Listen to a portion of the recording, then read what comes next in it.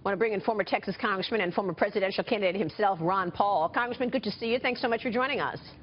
Thank you. Nice to be with you. Your reaction to Senator Sanders' comments right there on third-party candidates. You know, I think he's right. You know, if they don't vote for Clinton and vote for Trump is going to help Trump. But, you know, I think, and she was right, and he agreed with her about, you know, the young people. The young people are certainly suffering, but I think he has it all wrong, that it has to be that they need more subsidies, I think, as a consequence of our economic policies, the consequence of the breakdown of the system, the consequence of the Federal Reserve policy.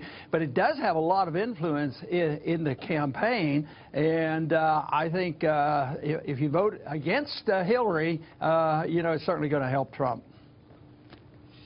We've got Gary Johnson and Dr. Stein. Now, Gary Johnson has failed so far to meet the minimum threshold of 15% support to be included in the debates.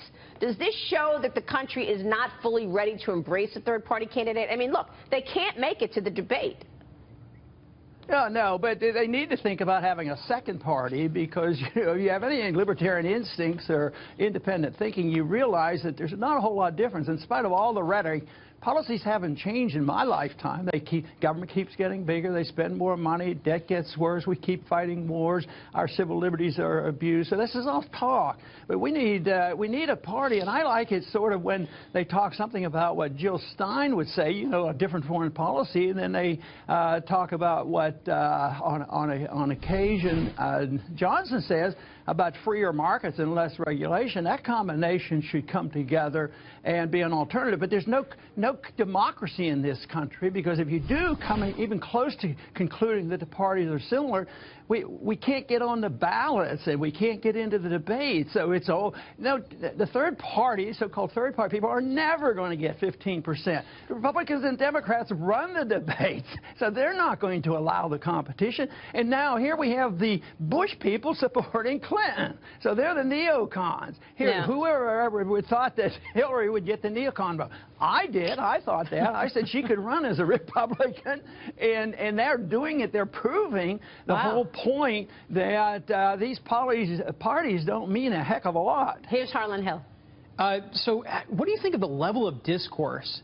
You know, you have Hillary Clinton calling Donald Trump supporters deplorables, irredeemable, un-American. You have her calling Bernie Sanders supporters basement dwellers. You know what? This is really nasty. You know, and for some reason it doesn't really seem to stick to her the way it would to Donald Trump. No, it's worse. They've always done this, but it's worse than ever. I think that this is the tool that they use to avoid talking about the real issues, you know, about Benghazi and Libya and Syria and all the interventions we have and what the Federal Reserve should be doing and what are they going to actually cut. No, they argue over who can raise the military spending the most. It goes back and forth. Anything to avoid it becomes personality, which is, I find, rather disgusting. Mm-hmm. You know, I think that, but it's done deliberately so that they are not really thinking about what kind of policies would actually change the country to the better. But yeah. Congressman, kind of what has been kind of ugliness of this campaign, is this just the ugliness that has always been in politics? It's just been behind the scenes, and the American people just didn't see it until now. No, I think sometimes it wasn't so bad. It's always been there, but I don't think it was so bad. I first went to Congress in the 70s. I don't think it was that bad at all. I think it's a reflection of economics. I mean, people are poor today. The middle class is getting wiped out. And like even Sanders said, you know, people you know, borrow money to go to school. Well, why do they follow such policy? Because the government teaches them to do that. An economic system says borrowing is good, spending is good. There's nothing wrong with debt, but then there's a limit to it. You can get by borrowing and borrowing, and a country gets along, especially if they can issue the reserve currency, they get by a lot longer. But eventually it runs out of steam. We're running out of steam, and they can't patch it over by more borrowing and spending. Debt is the big problem. We've spent beyond our means. We have to now realize that we're going to be living beneath our means, no matter how much the government says they're going to spend to take care of the millennials and take care of big business and take care of all the poor people in the world and take care of the world and take care of every migrant that is. Yeah. Here's Anthony. You know, there's just not enough wealth there, right? Congressman, who are you telling your supporters to support in this election?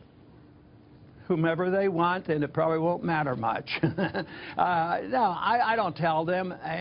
But if they want to vote Libertarian, I said, because I'm disappointed with the performance of the Libertarian leaders, but I stick to the principle that the Libertarian believes in the non-aggression principle. The market works and freedom works if you accept one law, and that law is you can't do harm to other people. But government shouldn't be able to do harm to other people. But if you stick to that principle, voting, you know, Libertarian and sort of recognizing what you're doing.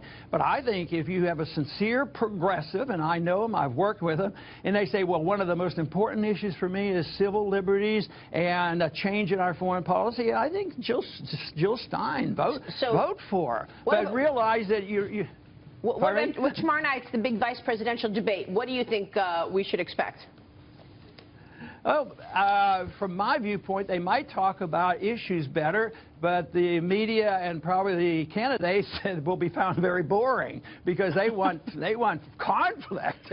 They want people to call people names and yell and scream at each other, and that's all entertainment. We're in the entertainment world.